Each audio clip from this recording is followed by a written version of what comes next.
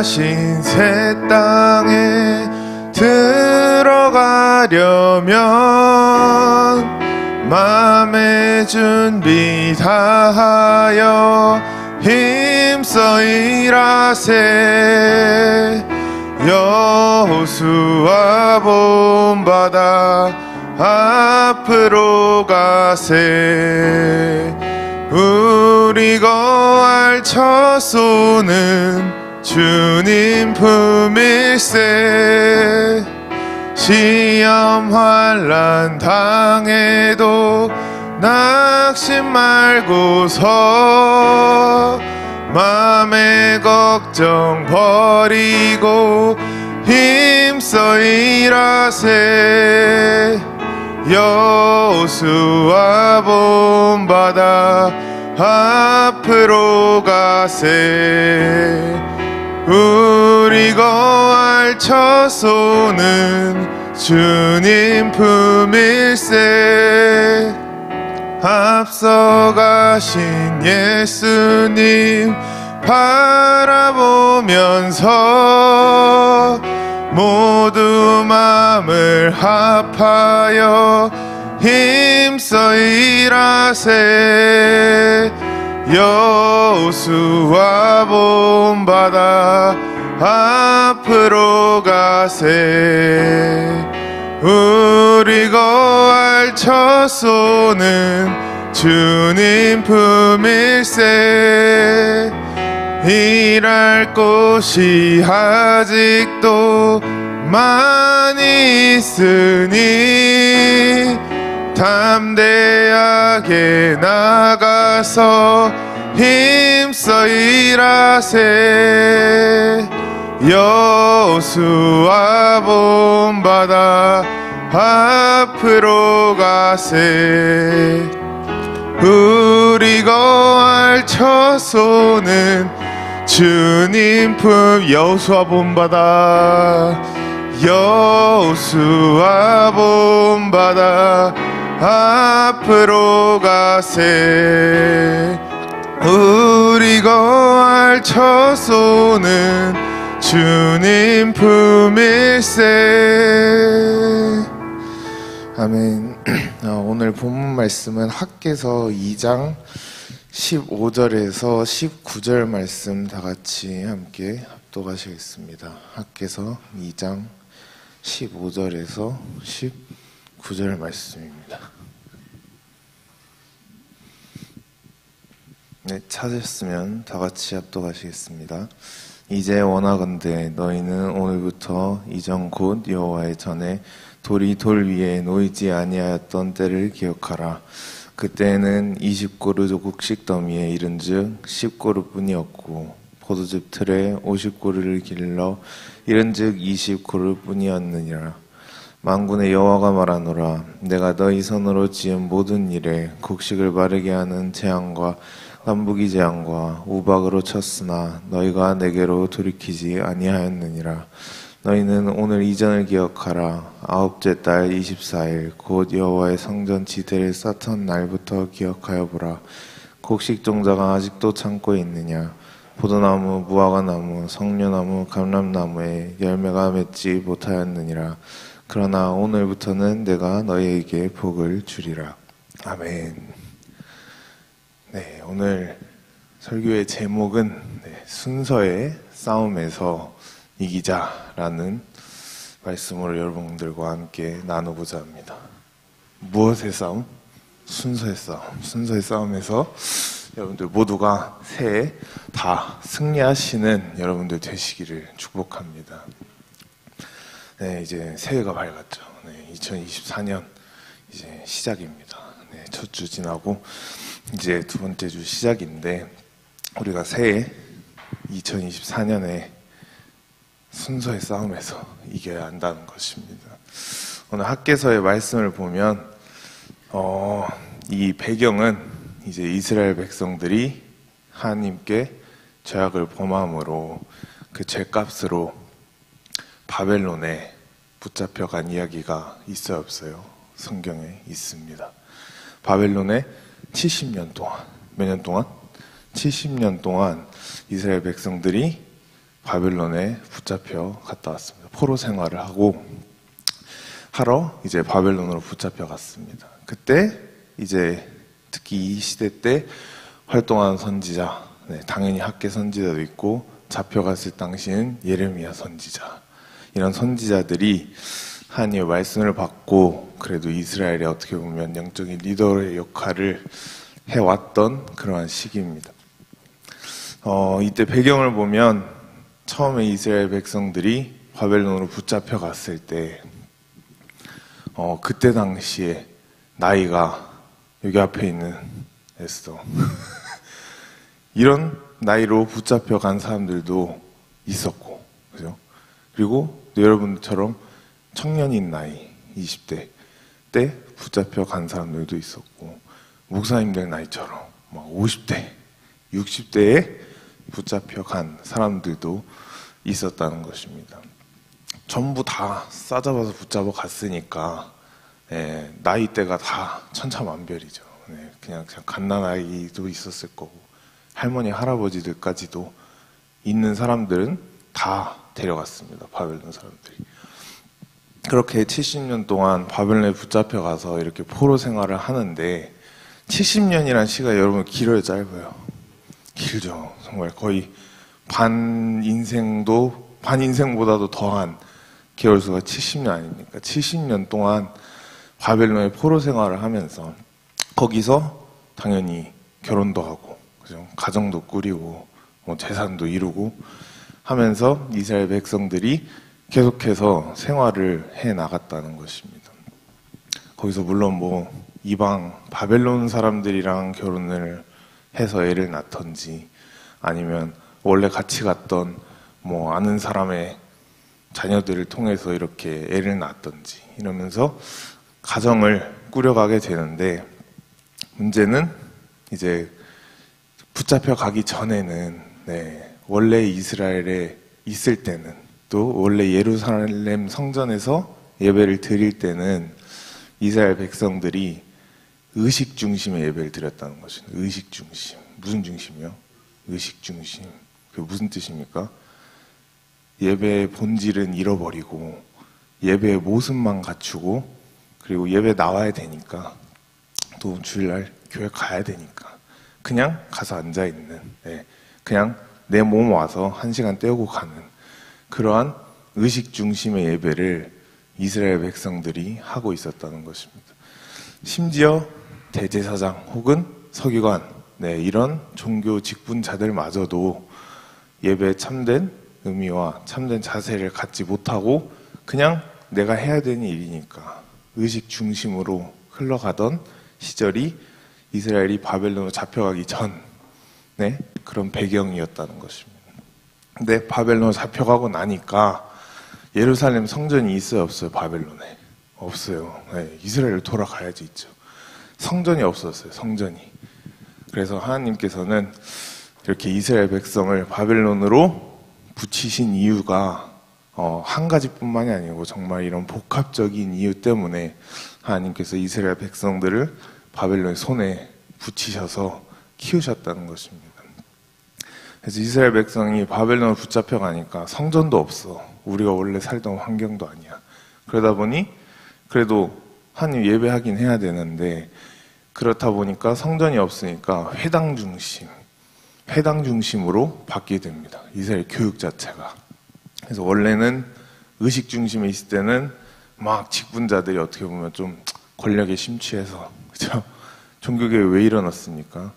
완전 직분자들이 타락해가지고 권력에 기득권처럼 잡아가지고 힘들기 때문에 이거는 성경적이지 않다 해서 일어난 게 그것인데, 종교개혁인데 이스라엘이 거의 그런 상황이었다는 것입니다. 근데 붙잡혀 가니까 이제 그런 상황도 아니고 하다 보니 성전이 아닌 회당 중심의 가르침으로 이스라엘이 어떻게 보면 교육의 패러다임이 성전에서 회당으로, 혹은 예배 가서 드리는 거에서 가정교육 같은 뭔가 이렇게 소그룹, 동네별로 모이는 가정교회, 이런 스타일로 바뀌었다는 것입니다. 그래서 하나님께서는 이것 또한 다 염두에 두시고 이스라엘을 붙이셨다는 것입니다. 왜냐?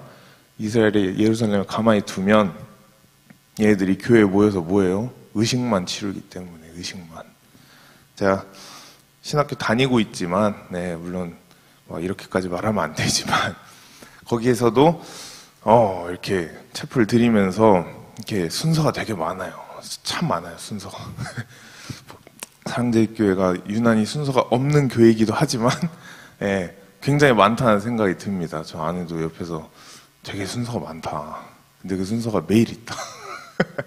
근데 물론 순서가 많은 건 나쁜 게 아니지만 또 막 성찬식 같은 거 할 때를 보면 굉장히 행위적으로 막 드러내면서 성찬을 하는 분이 계세요. 예.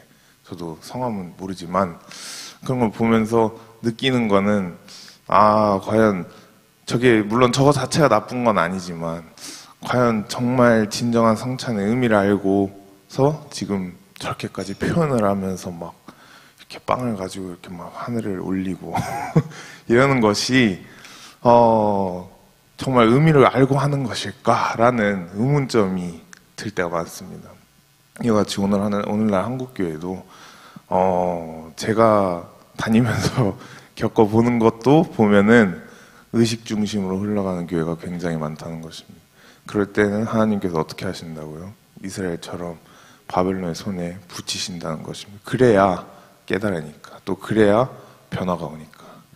그렇게 해서 이스라엘 백성들이 붙잡혀 가서 70년 동안 살면서 거기서 애도 낳고 다 하는데, 그때 붙잡혀 간, 특히 한 40, 50대에 붙잡혀 가신 분들은 밥을 먹어야 안 먹어요? 먹죠. 가정끼리 밥을 먹을 거 아니에요, 거기 가서도. 근데 밥을 먹으면서 혹은 지내면서 자기 아들, 딸들 혹은 손주, 손녀들, 이제 요셉이 같은 애들 그런 애들이 이제 말을 알아듣기 시작할 때 이스라엘에서 배웠던 하나님, 또 구약에 나오는 아담과 하와부터 지금까지의 일들을 말을 했을까요, 안 했을까요? 안 했을 수가 없습니다. 왜냐면 이스라엘 사람들이 아는 건 그게 전부니까. 그게 그들의 역사고 그게 그들의 삶의 스토리였으니까 애들한테, 자식들한테, 손녀, 손주들한테 말해줄 수 있는 스토리가 하나님에 대한 얘기밖에 없었다는 것입니다. 그렇게 하나님에 대한 얘기를 쭉 해올 때 그 이스라엘 젊은 애들 혹은 어린 애들, 에스더나 요셉이 같은 애들 이런 애들이 부모님, 할머니, 할아버지들로부터 이스라엘에 관한, 하나님이 얼마나 이스라엘을 축복하시고 이스라엘을 정말 자녀처럼 이렇게 키우셨는지에 대한 그 스토리를 들으면서 그들은 이스라엘에 태어나지 못한 애들도 있었을까 없었을까요? 있어요. 70년이니까 거기에서 가서 결혼해서 애를 낳으면 그 애는 바벨론에서 태어났지만 그 엄마 아빠가 혹은 할머니 할아버지가 그 애한테 뭐라 하겠어요? 이 바벨론은 너의 땅이 아니다. 너의 고향은 저 예루살렘이 있는데, 이스라엘이 있는데 지금 하나님께서 우리를 잠깐 여기다 두신 것 뿐이다. 너의 고향은 어디라고요? 이스라엘이라는 고향이 있다. 거기 가면 엄마 아빠가 혹은 할머니 할아버지가 잡혀오기 전까지만 해도 얼마나 축복받은 땅인지, 그 이스라엘이. 신명기서 보면 뭐라 나와 있습니까? 포도 한 송이를 성인 남자 둘이서 메고 가야 될 정도의 포도 송이가 열리던 곳, 젖과 꿀이 흐르는 그곳이 가나안 땅, 그죠? 그런 가나안 땅이 있는 곳이 우리의 본 고향이다. 여기에 정들지 말아라. 우리는 다시 돌아간다. 하나님께서 누굴 통하여 이 말씀하셨죠? 예레미야 선지자. 70년이 되면 너희가 다시 이스라엘을 회복한다 라는 말씀을 예레미야 선지자를 통해 이미 주셨습니다. 그래서 어른들, 원로들, 다 선배들이 만나기만 하면 이스라엘 얘기만 하는 거예요. 우리가 원래 이렇게 살았었다. 우리 민족은 원래 하나님께 선택받은 민족이었다 라고 하면서 이렇게 얘기를 하면서 이 얘기를 이 스토리를 듣는 사람의, 어린 사람의 입장으로서는 듣다 보면 어떤 게 생기냐. 내가 눈으로 보지는 못했지만, 피부로 겪지는 못했지만, 이 이스라엘이라는 내 고향, 내 본토, 그곳에 대한 어떻게 보면 희망, 소망, 그리고 기대감, 이것이 생겼다는 것입니다. 그렇겠어요, 안 그렇겠어요? 밥 먹을 때마다 그 얘기하면 바벨론은 지금 농사하면 그냥 우리가 아는 이만한 포도 나오는데, 거기 가면 포도를 남자 둘이서 들어야 된다는, 포도가 나온다는데, 어린애들의 상상력으로만 생각해도 기대가 돼야 안 돼요. 포도를 이고 간다는데 그 포도 안고 잘 수도 있을 것 같아요, 그죠? 그렇게 큰 포도가 열리고 축복받은 젖과 꿀이 흐르는 땅에 대하여 선배들, 할머니, 할아버지들이 계속해서 가르쳐 왔다는 것입니다. 이스라엘 후손들에게요. 그렇게 해서 후손들에게 막 가르쳐 오니까 후손들이 기대감이 생긴 거야. 자기 본토에 대한, 자기 나라에 대한. 오늘날도 똑같은 것 같습니다. 저와 여러분들, 특히 젊은 세대들, 혹은 지금 이젠 초등학교 막 유치원 다니는 다음 세대들 보면 나라에 대한 희망이 없는 것 같아요. 그죠? 그냥 솔직히 막 헬조선이라고만 하고, 나라 정말 한국 같은 나라 막 살기 힘들다고 하고 맨날 불평불만만 하지, 우리 나라에 대한 어떻게 보면 희망과 또 나라에 대한 기대감, 그리고 우리가 통일이 돼야 돼요, 안 돼야 돼요? 통일은 무조건 돼야 하는 것입니다. 근데 어떤 식으로? 자유통일로, 복음 통일로 통일이 이루어져야 한다는 것입니다. 그래서 정광훈 목사님 입만 열면 뭐라 하십니까? 예수한국 복음 통일. 그 말을 왜 하시는 것 같습니까? 우리에게 기대감을 심어주는 것입니다. 통일이 됐을 때, 지금 저 북한 인구와 남한 인구가 합쳐졌을 때 이 시너지 효과는 정말 세계 강대국을 뺨치는 그러한 대한민국이 될 수 있다는 기대감을 지금 이 성경에 나오는 이스라엘 백성들과 같이 정광훈 목사님께서 국민들에게 심어주고 계신다는 것입니다. 저와 여러분들 또한 정말 우리나라가 지금 분단되어 있지만 통일되었을 때 우리나라의 모습을 정말 기대하면서 그 소망을 가지고, 그 기대감을 가지고 열심히 달려나가시기를 축복합니다. 그렇게 이스라엘 백성들이 이렇게 교육을 해오다가 이제 예레미야가 예언하던 70년이 딱 되니까 성경에 나오는 다리오 왕 2년 6년 때, 그죠? 그리고 시작은 고레스 왕부터, 아닥사스다, 다리오 왕 2년 6년부터 해서 이스라엘에 이제 포로 귀환 명령이 떨어집니다. 포로, 이제 니네 나라로 돌아가라. 네, 하나님께서 딱 그 섭리하신 그대로, 예레미야 선지자가 예언했던 그대로 딱 하나님의 시기가 되니까 이방 왕인데도 불구하고 이스라엘 백성들 보고 니네 나라로 돌아가라라고 하는 것입니다.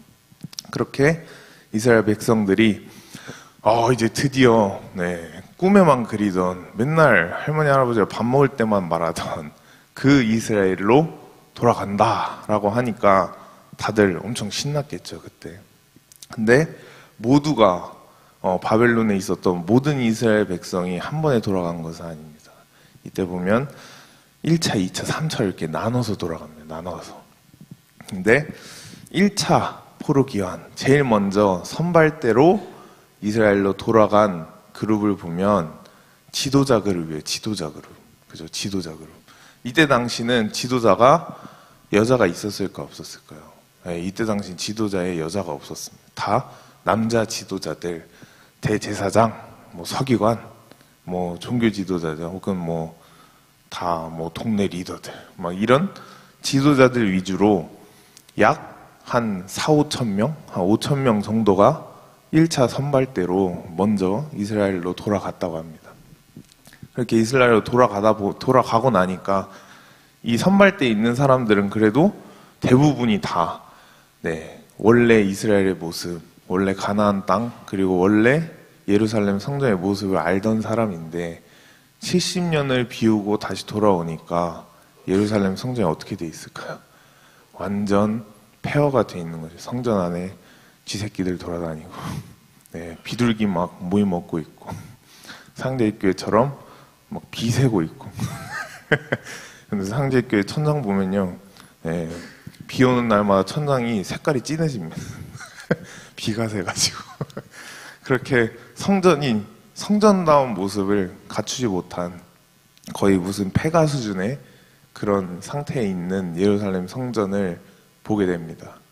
그렇게 보게 되니까 종교 지도자들의 입장에서 성전을 다시 건축해야 돼요, 안 해야 돼요? 해야 되죠. 종교 지도자인데 성전이 없으면 어디서 예배 드릴 거예요. 건축을 해야 되는데 그렇게 해서 1차 선발대가 와서 이제 건축을 해야 되는 뭐 아이디어 회의를 했겠죠. 막 어떻게 건축을 하고 뭘 갖다 하고 뭐 이런 거 했겠죠. 그러면서 시간을 보내는데 문제는 이들이 다 남자들이었다는 거예요. 남자들. 남자들만 있으면 항상 일이 일어납니다, 여러분. 그래서 군대 가면 사건 사고가 많아요. 남자들만 모여 있으면 사건 사고가 항상 터져요. 어쩔 수 없는 것 같아요. 그래서 남자들로만 이루어진 지도자들이 복귀를 하니까 아이디어 회의를 하긴 하지만 이때 당시 시대를 생각해 보면 그래도 살아야 되잖아요. 먹고 살긴 해야 되잖아요. 성전을 지으면서도 먹고 살긴 해야 되는데 빨래 누가 했어요, 원래는? 네, 아내가 하든지 혹은 딸이랑 같이 하든지. 그럼 밥은 누가 했어요? 네, 이때도 다 당연히 엄마가 아침밥하고, 그죠? 이때는 엄마가 순수 가정을 담당하는 역할이었기 때문에 엄마가 아침밥하고 모든 집안일, 뭐 짜잘한 것까지도 남자는 밖으로 나가버리니까 일하러 다 여자들이 담당해 왔던 건데 지금 선발대가 오니까 여자가 있어요, 없어요?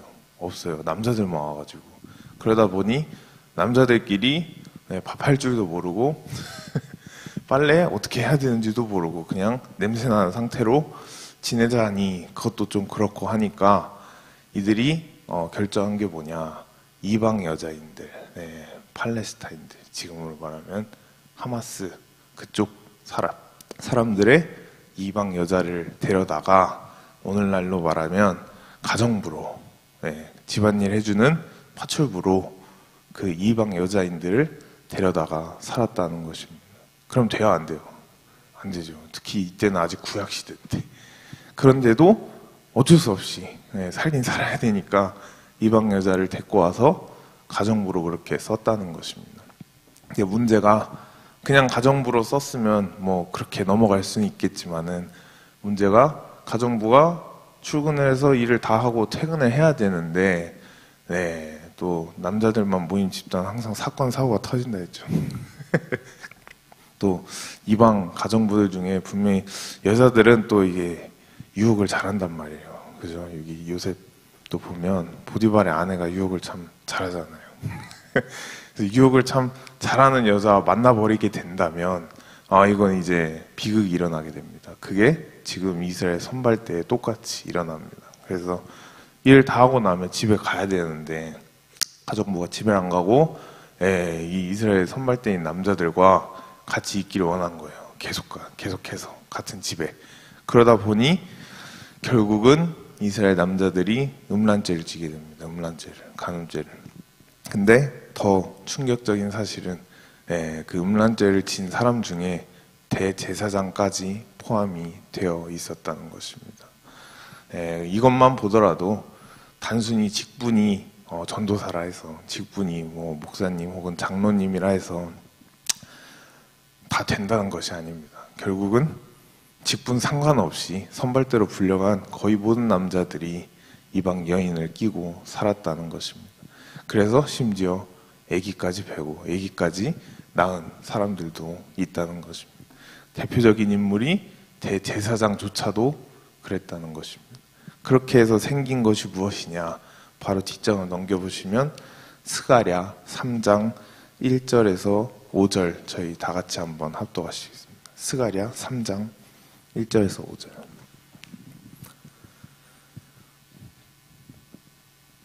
다 같이 읽겠습니다. 대제사장 여호수아는 여호와의 천사 앞에 섰고 사탄은 그의 오른쪽에 서서 그를 대적하는 것을 여호와께서 내게 보이시느니라. 여호와께서 사탄에게 이르시되 사탄아, 여호와께서 너를 책망하노라. 예루살렘을 택한 여호와께서 너를 책망하노라. 이는 불에서 꺼낸 그슬린 나무가 아니냐 하실 때에 여호수아가 더러운 옷을 입고 천사 앞에 서 있는지라. 여호와께서 자기 앞에 선자들에게 명령하사 그 더러운 옷을 벗기라 하시고 또 여호수아에게 이르시되 내가 내 죄악을 제거하여 버렸으니 내게 아름다운 옷을 입히리라 하시기로 내가 말하되 정결한 관을 그의 머리에 씌우소서 하매 곧 정결한 관을 그 머리에 씌우며 옷을 입히고 여호와의 천사는 곁에 섰더라. 아멘. 여기에 나오는 여호수아는 모세의 후계자 여호수아가 아니고 대제사장 여호수아입니다. 대제사장. 이때 당시에 대제사장의 옷을 정광 목사님 이렇게 화면 보여주시면, 저는 준비를 따로 못했지만은 굉장히 휘황찬란한, 정말 이 시대 어느 명품 옷을 뺨치는 정말 온갖 보석이 다 박혀 있는 판결흉패를 더불어 정말 세계 최고의 옷, 하나님이 직접 디자인하고 만드신 그 최고의 옷을 매일같이 입고 밑에 솔방울 달고 다니면서 정말 존재감을 과시하던 그런 사람이 대제사장이라는 것입니다. 그랬던 대제사장 여호수아인데, 옷은 지금 세계에서 제일 비싸고 값진 옷을 현재도 입고 있습니다. 하지만 스가랴 3장에 나온 것을 보면 더러운 옷이라고 말합니다. 대제사장이 더러운 옷을 입고 있다. 이것은 우리에게는 두 가지 옷이 있다는 것을 말해주고 있는 것입니다. 육신의 옷은 비싼 1,000만 원짜리 코트, 1,000만 원짜리 명품 옷을 입고 있을지라도 영적인 옷을 보았을 때 대제사장 여호수아처럼 더러운 옷을 입고 있는 사람들이 있다는 것입니다. 더러운 옷을 입고 있으면 어떻게 해야 돼요? 회개를 통하여 세마포로 하나님께 우리가 갈아입어야 한다는 것입니다. 그래서 여러분들이 이제 1월 달인데 2024년 새해 정말 시작하는 마음인데 새해를 시작하는 마음을 여호수아가 입었던 이런 더러운 영적인 옷을 입고 새해를 시작하지 마시고 하나님께 철저하게 회개를 하여서 우리가 깨끗한 세마포를 입고 올 한 해를 시작하자는 것입니다. 그래야 뭐가 일이 잘 되죠. 옷도 더러운 옷 입고 있으면 일이 잘 되겠습니까? 근데 이때 대제사장 여호수아의 상태를 보면 여호수아 우편에 누가 서 있다고 나와 있습니까? 사탄 우편에 서 있다. 그죠? 오른쪽에 서서 3장 1절. 오른쪽에 천사가 아니고 오른쪽에 다른 사람이 아니고 사탄이 서 있습니다. 대제사장 여호수아인데 종교 직분자의 최고봉에 있는 대제사장 여호수아인데 오른편에 사탄이 서 있다. 이것을 정광 목사님 어떻게 해석하시냐? 오른편에 있다는 것은 굉장히 중요한 의미를 가지고 있다고 말씀하고 계십니다. 오른편에 있다는 즉슨 사탄이 가지고 놀고 있다는 뜻입니다. 언제든 갖고 놀고 언제든 툭 건들면 넘어질 수 있는, 사탄 마음대로 어떻게 보면 공기놀이를 할 수 있는 그러한 영적인 상태에 있는 것이 지금 이 대제사장 여호수아의 상태라는 것입니다.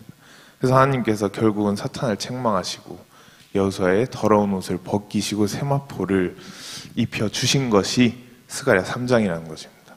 근데 여호수아가 입고 있는 더러운 옷 왜 입고 있었다고요? 제가 앞서 말씀드린 팔레스타인 여자와 간음죄를 지었기 때문에, 그것뿐만이 아니고 온 이스라엘의 죄를 지금 여호수아의 영적인 옷이 대변하고 있는 것입니다. 이스라엘 상태가 지금 이 꼬라지다, 봐라 라는 것을 대제사장 여호수아의 영적인 옷을 통해 우리에게 보여주고 있는 것입니다.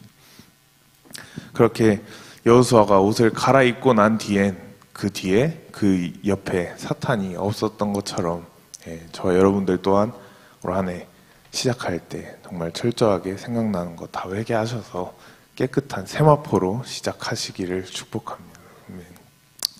그렇게 대제사장 여호수아가 이렇게 하나님께 세마포를 입은 것과 같이 이 과정이 지금 이스라엘이 거치고 있는 과정인데, 이스라엘이 저 바벨론으로 잡혀가게 된 이유 중에 하나가, 제일 큰 이유는 솔로몬의 죄 때문입니다.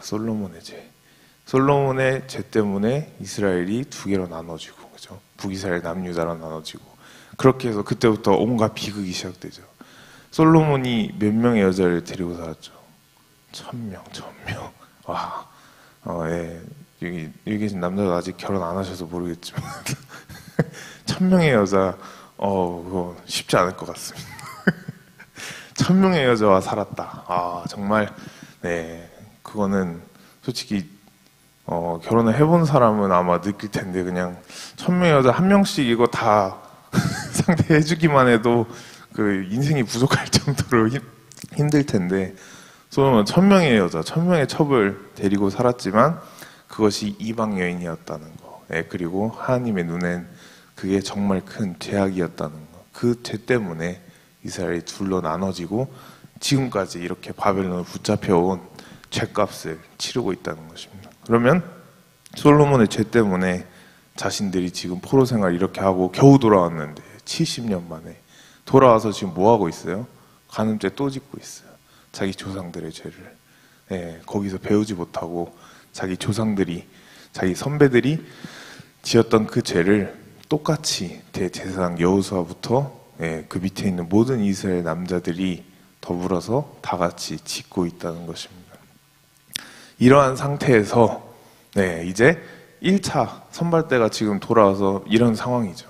근데 이러한 상태에서 2차 포로기한이 이루어집니다. 2차 포로기한 하니까 이제 청년들이랑 다 이제 성전 건축을 할 만한 이런 사람들로 위주로 해서 2차 선발대가 다시 2차 포로기한이 다시 이루어집니다. 그렇게 해서 2차 포로기한이 이루어지니까 이들은 이제 선발대를 통해서 스토리를 듣던 사람들, 이제 이스라엘을 처음 보는 그런 사람들이 와서 보니까 상황이 어때요? 그 선배들 또 할머니 할아버지들이 얘기했던 상황이랑은 완전 땅판인, 오히려 정반대인 이스라엘의 모습을 도착해서 보게 됩니다. 쎄빠지게 바벨론에서 걸어왔는데 진짜 힘들게 꾸역꾸역 왔는데 할머니 할아버지가 말하던 그 약속의 땅, 가나안 땅, 젖과 꿀이 흐르는 포도송이 둘이서 이고 가는 그 땅에 딱 도착을 하니까 이거는 선배들이 말하던 거랑 너무 다른 거죠, 상황이. 그러니까 이들이, 특히 젊은 청년들이 항상 옛날부터 뭘 잘했어요? 데모를 잘했죠. 운동권들, 운동권 출신 다 대학에서부터 시작합니다. 보면은 이들도 똑같이 우리 속았다, 우리 낚였다. 선배들이 그냥 우리한테 할 말 없어가지고 그냥 우리한테 해줄 말 없으니까 맨날 지어서 말한 거다, 속았다 라고 하면서 이제 선배들이랑 또 원로들이랑 시비가 붙습니다. 시비가 왜 우리한테 뻥쳐가지고 우리한테 허튼 기대감만 이렇게 부풀게 만들어 놓고 막상 와보니까 뭐냐, 포도송이 둘이 이고 간대. 막상 와보니까 포도송이 그냥 막 손바닥을 이렇게 할 수도 있고 둘이 이고 가는 게 아니고 선배들 말이 다 결국 뻥이었다라고 2차로 돌아온 사람들이 그렇게 이제 믿게 됩니다. 믿을 수밖에 없죠. 현실이 그런데. 그러니까 원로들 입장에서 뭡니까? 이것도 너무 당황스러운 거죠. 아닌데 우린 분명히 잡혀가기 전까지만 해도 우린 진짜 겪었는데, 진짜 우리가 포도를 이고 갔고 우리는 눈으로 보고 피부로 겪었는데 도대체 이 땅이 왜 이렇게 된지 모르겠다 라고 하면서 둘이 이제 원로층과 젊은 층들과의 대립이 이어집니다. 대립이 생기게 됩니다. 분리, 대립이 이렇게 생기게 됩니다. 둘로 나뉩니다. 그러는 와중에 학개 선지자가 나타나서, 오늘 본문 말씀에 나온 학개 선지자가 나타나서 하나님께 이제 금식기도를 합니다. 금식기도. 도대체 하나님, 원래 이 땅이 이러지 않았는데 지금 저희 체면이 말이 아닙니다. 저희가 계속 70년 동안 살면서 저희 후손들에게 하나님의 땅을 이렇게 맨날 설교하고 가르쳐 왔는데 체면이 뭡니까 이게 지금.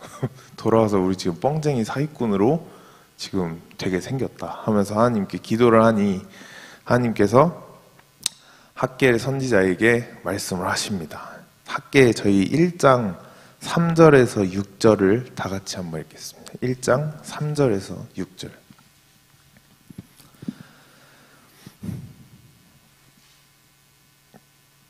찾으셨으면 다 같이 읽겠습니다. 여호와의 말씀이 선지자 학개에게 임하여 이르시되 이 성전이 황폐하였거늘 너희가 이때에 판벽한 집에 거주하는 것이 옳으냐. 그러므로 이제 만군의 여호와가 이같이 말하노니 너희는 너희의 행위를 살필지니라. 너희가 많이 뿌릴지라도 수확이 적으며 먹을지라도 배부르지 못하며 마실지라도 흡족하지 못하며 입어도 따뜻하지 못하며 일꾼이 삭슬 받아도 그것을 구멍 뚫어진 전대에 넣음이 되니라. 아멘. 네, 정말 무서운 말씀이죠. 지금 1장 3절에서 6절을 읽음을 통해 하나님께서 학계 선지자에게 이 말씀을 주시게 된 것입니다. 이 말씀을 읽으면 결국은 하나님의 분노의 말씀입니다. 분노의 말씀. 하나님이 열받으신 거예요. 니네가 그렇게 돌려달라 해서 결국은 70년 포로생활 죗값을 치르고 이스라엘로 돌려줬는데, 제가 아까 말씀드린 니네 조상의 죄를 똑같이 짓고 있는 거예요. 아무런 교훈을 얻지 못하고 결국은 하나님이 제일 싫어하시는 그 조상들의 죄를 똑같이 되풀이하고 있고, 또 돌아와서 그 청년들은 돌아오고 나니까 이제 다 뻥으로 여겨지고 뻥으로 믿게 되니까 선배들이, 할머니 할아버지들, 엄마 아빠들이 일어나서 술밥의 성전을 건축하러 가는데 그 청년들은 왔을까 안 왔을까요? 안 왔죠. 왜냐면 여태 들었던 말이 다 뻥인데 성전 건축하면 뭐하냐, 이것도 뭐 나중에 짓고 나서 또 뻥일 텐데 그러면서 신뢰가 없어지죠. 당연히 평생 들어오던 걸 들어와 보니까 다 뻥이니까. 그러니까 어른들만 짓고 있고 결국은 청년들은 성전 건축하러 나오라 해도 나오지도 않고 그냥 다 자기 할 일 바빠서, 혹은 이때는 70년 동안 비어져 있으니까 다 집들이 이런 게 무너져 있으니까 청년들은 자기 살 거, 자기 살 집, 자기 할 일, 그거에 빠져서 성전 건축에 나오지 않았다는 것입니다. 오늘날도 똑같은 것 같습니다.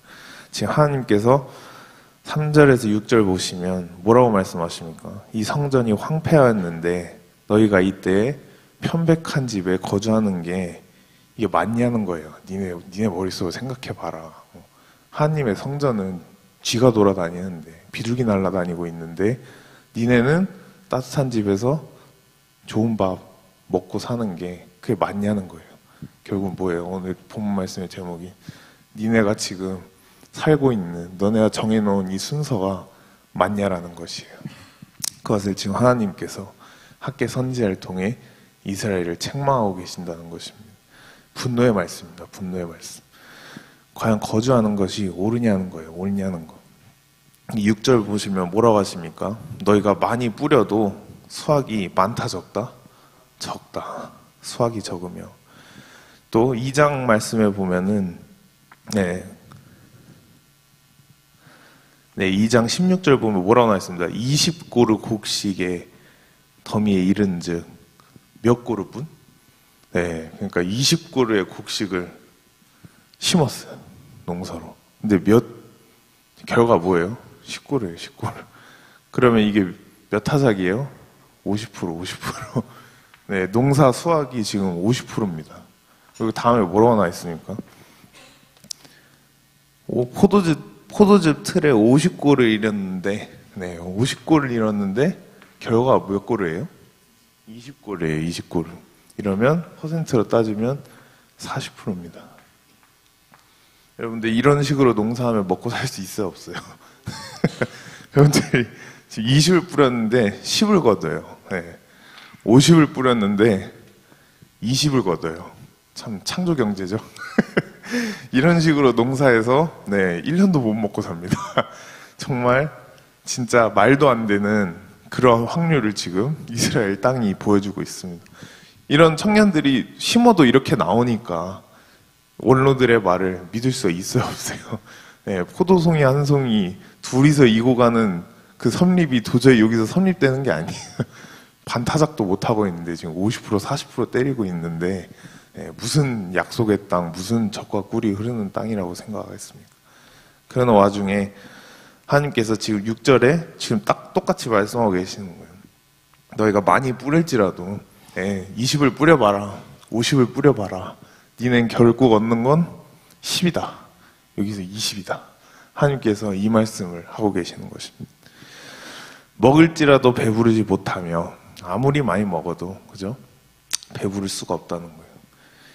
그리고 마실지라도 흡족하지 못하고, 입어도 따뜻하지 못하고, 제일 중요한 일꾼이 삭슬 받아도 그것을 하나님께서 여기 보면 구멍 뚫어진 전대를 너 천대에 넣음이 된다고 말씀하고 있습니다. 이 말은 여러분들이 아무리 쎄 빠지게 노력해서 밤새도록 잠 안 자고 일해서 알바해서 겨우 모아놓은 돈, 하나님께서 여러분들 밑에 구멍을 뚫어 놓으신다면, 여러분들이 아무리 돈을 많이 벌어도, 혹은 나중에 여러분들이 결혼해서 자녀를 낳게 된다면 그 자녀를 통해서라도 하나님께서는 다 걷어가신다는 것입니다. 구멍을 뚫었다. 아무리 많이 들어오면 뭐합니까? 구멍이 뚫려 있으면 들어온 게 그대로 똑같이 나가게 됩니다. 많이 뿌려도 수확이 적고, 정말 이 말씀 어떻게 보면 굉장히 무서운 말씀입니다. 인간의 힘으로 아무리 많이 뿌리고 아무리 좋은 거 먹고 좋은 옷 입고 돈을 아무리 많이 벌어도 하나님이 구멍을 뚫어 놓으시고 하나님이 후 하고 한번 불어버리신다면 우리 인간이 가진 모든 것은 결국은 한 주먹의 흙과도 비슷하다는 것입니다. 이런 말씀을 지금 하나님께서 학개 선지자에게 주신 것입니다. 그러니까 학개 선지자 이 말씀을 받고 이제 이스라엘에 가서, 특히 그 청년들에게 가서 이제 깨우기 시작하죠. 지금 꼭 정광훈 목사님이 하고 계시는 것처럼, 니네 지금 이거 할 때가 아니다. 지금 하나님이 뭐라 하십니까? 니네가 지금 편백한 집에 거주하는 게 맞냐? 니네 지금 니네 집 차릴 때가 아니다. 니네 일에 빠져 있을 때가 아니다. 하나님의 것, 이때 하나님의 것이 무엇입니까? 스룹바벨 성전을 건축하는 것. 그러면서 하나님의 전을 건축하는 것이 지금 하나님이 우리에게 바라시는 것이다 라고 말씀을 하니까, 그 말을 듣고 이스라엘 백성들이 산에 올라가 나무를 캐어다가 성전을 이제 어른, 아이, 청년 할 것 없이 성전 건축을 하게 됩니다. 이제 여기서 중요한 말씀은 9월 24일이라는 단어죠. 날짜 9월 24일. 여기서 9월 24일이라는 날짜가 나옵니다.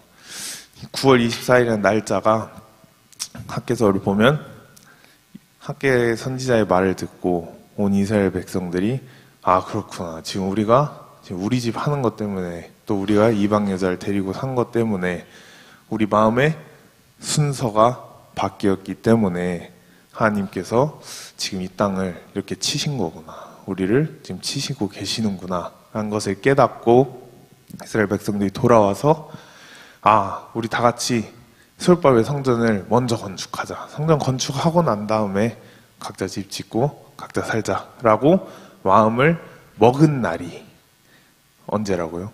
9월 24일이라는 것입니다. 스룹바벨 성전이 완공된 날이 아닙니다.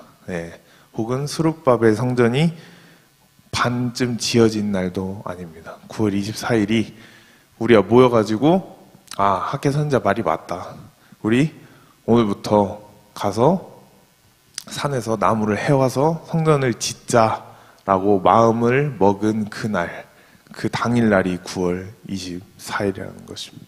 그래서 오늘 저와 여러분들도 마찬가지입니다. 오늘날도 하나님께서는 우리에게 요구하시는 것, 하나님이 우리에게 바라시는 것, 순서의 싸움. 나의 것이 먼저냐, 하나님의 뜻이 먼저냐. 이 순서의 싸움에서 우리가 하나님 뜻대로 어느 정도 살다 보니 하나님께서 복을 주신다는 것이 아닙니다. 9월 24일 이스라엘 백성들이 모여서, 그래 우리가 성전을 건축하자라고 했던 그 당일날부터 하나님께서는 복을 주신다고 말씀하고 계십니다. 그렇기 때문에 오늘 저와 여러분들 또한 우리가 하나님의 뜻대로 살겠습니다 라고 정말 마음을 먹고 기도하는 그 날부터 하나님께서 우리에게 복을 주신다는 것입니다. 이때는 이스라엘 백성들과 학개 선지자를 통하여 하나님의 뜻이 뭐였다고요?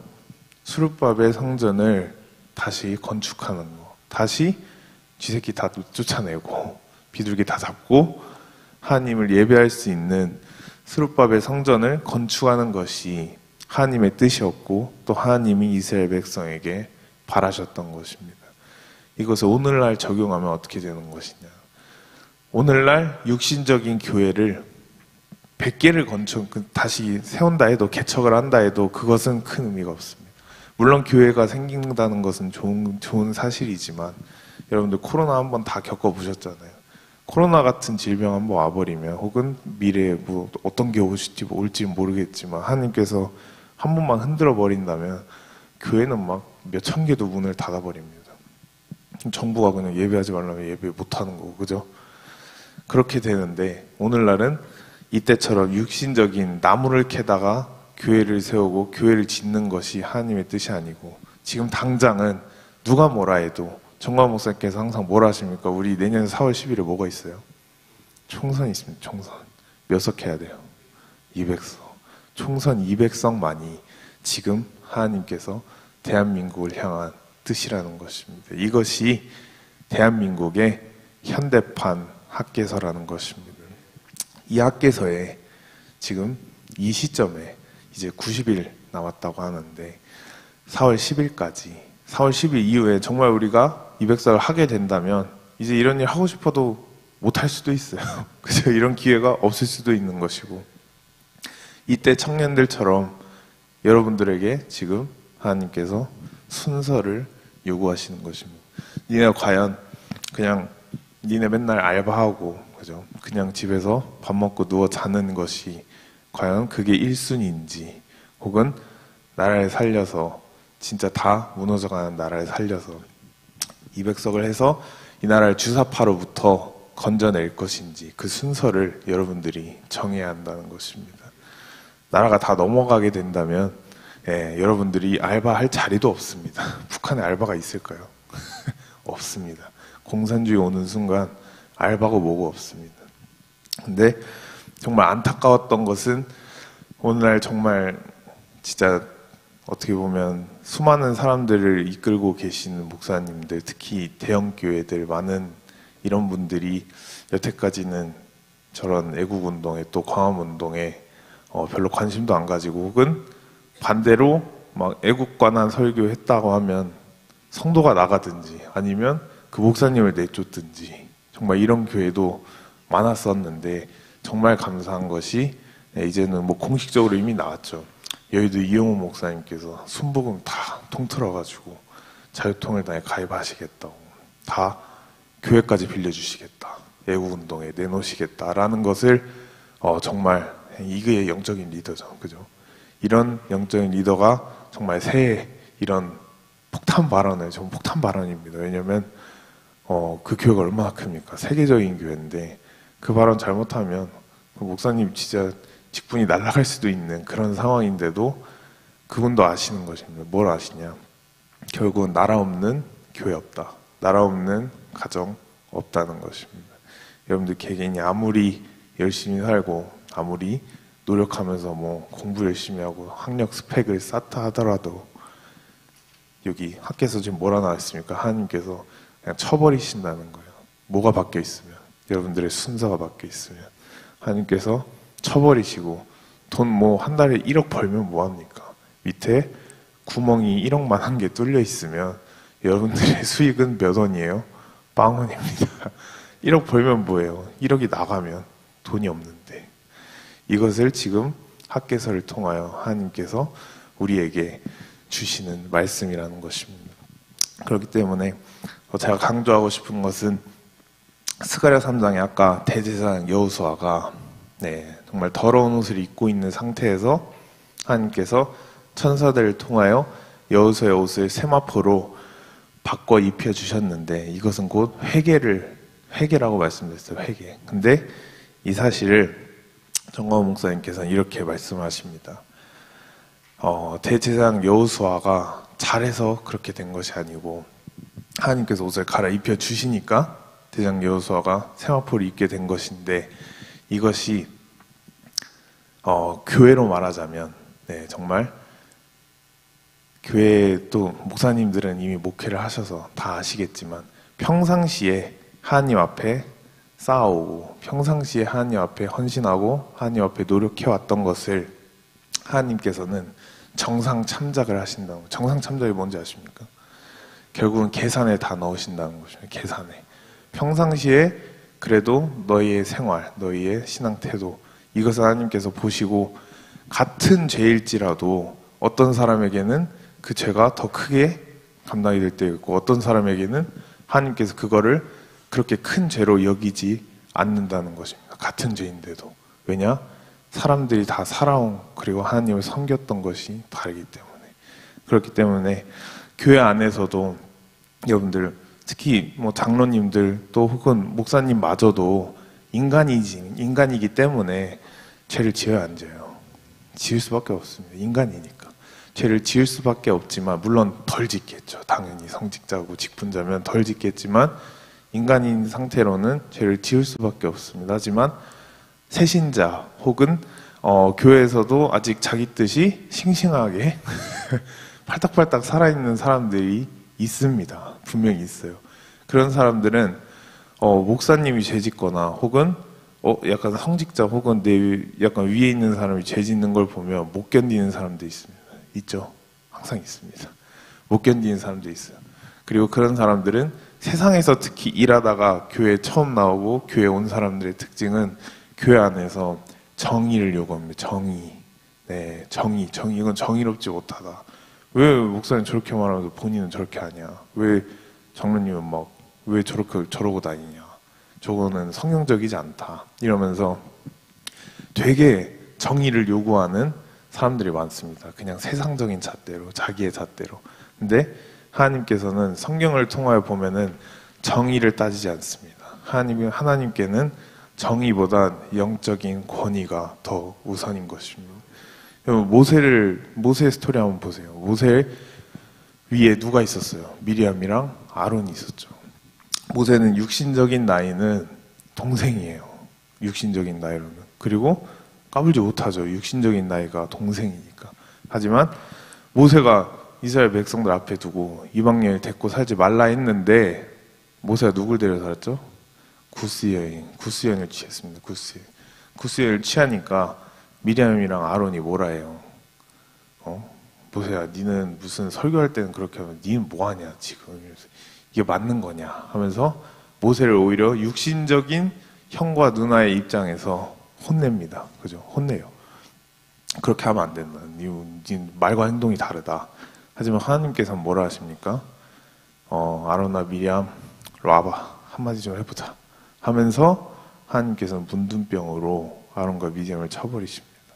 그것을 볼 때 모세가 구스를 취한 거는 잘한 거예요, 못한 거예요? 원래 성경적으로는 못한 거고 그거는 돌로 맞아 죽어야 되지, 죽어야 마땅한 사실이지만 하나님께서 모세의 영적인 권위를 미리암과 아론의 육적인 권위보다도 더 높게 사고 계신다는 것입니다. 그렇기 때문에 저도 마찬가지입니다. 여러분들 또한 마찬가지고, 정말 우리가 새해에는 정말 우리보다 위에 있는 영적인 권위자 혹은 다른 사람이 나랑 똑같은 죄를 지었다고 그 사람을 판단하거나 우리가 막 정의를 요구하고 막 이래서는 안 된다, 개혁이 필요하다 이런 말을 해서는 안 된다는 것입니다. 네, 이것을 제가 스가랴 3장을 통해 정광훈 목사님과 저 또한 여러분들과 함께 나누고 싶었습니다. 그래서 오늘 말씀의 결론은 결국은 올 한 해 1월달, 네, 이제 1월인데 12월달 되기 전까지 여러분들 올 한 해 계획을 세웠나요? 다들? 네, 한 해 목표, 계획 같은 거 다 세우셨죠? 네. 세상 사람들도 그건 잘 세웁니다. 잘 세우지만 여러분들의 순서와 어긋나 있다면 여러분들이 계획해놨던 거 종이에 벽에 다 붙이잖아요. 올 한 해 목표 하면서 다 붙이잖아요. 여러분들이 계획해놨던 거 20을 계획했다면 여러분들의 순서에 따라서 이게 10이 될 수가 있고 30이 될 수가 있다는 것입니다. 여러분들이 올 한 해 정말 얼마까지 벌어봤으면 좋겠다, 혹은 막 어디 학교 붙었으면 좋겠다, 네, 여러분들이 바라는 그 수치, 여러분들의 순서에 따라서 그게 20이 될 수가 있는 거고 100이 될 수가 있다는 것입니다.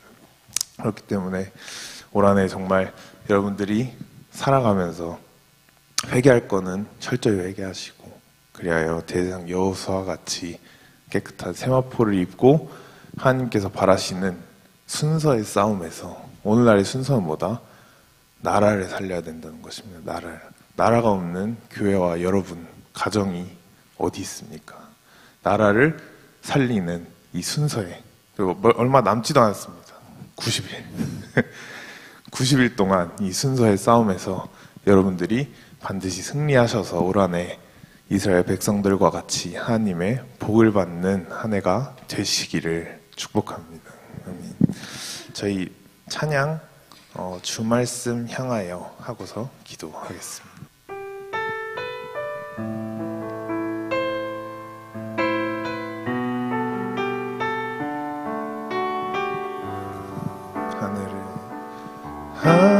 하늘에 나는 새도 주 손길 돌보시네. 온 땅에 충만한 주 사랑으로 내 마음을 덮으소서. 주 나를 부르셨네. 주의 영광 위에 모든 사람 이끄소서. 주의 영광으로 주 말씀 향하여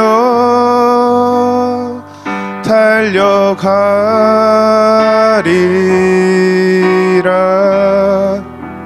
힘도 아닌 능도 아닌 오직 성령으로 주 얼굴 향하여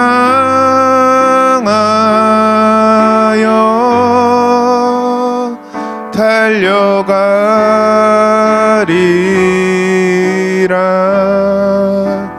오 주의 영광 안에 살게 하소. 처음부터 하겠습니다. 주 하늘에 나는 새도 주 손길 돌보시네. 온 땅에 충만한 주 사랑으로 내 마음을 덮으소서. 주 나를 부르셨네. 주의 영광 위에 모든 사람 이끄소서. 주의 영광으로 주 말씀 향하여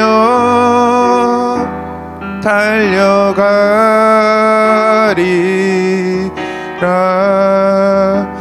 힘도 아닌 능도 아닌 오직 성령으로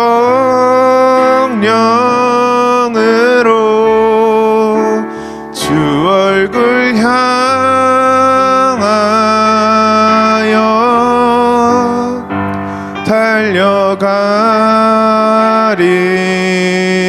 달려가리라.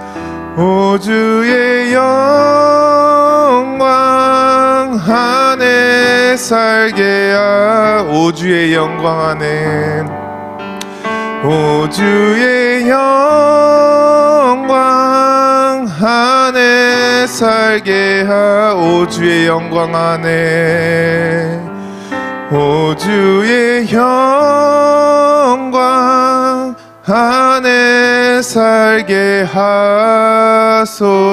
하소서.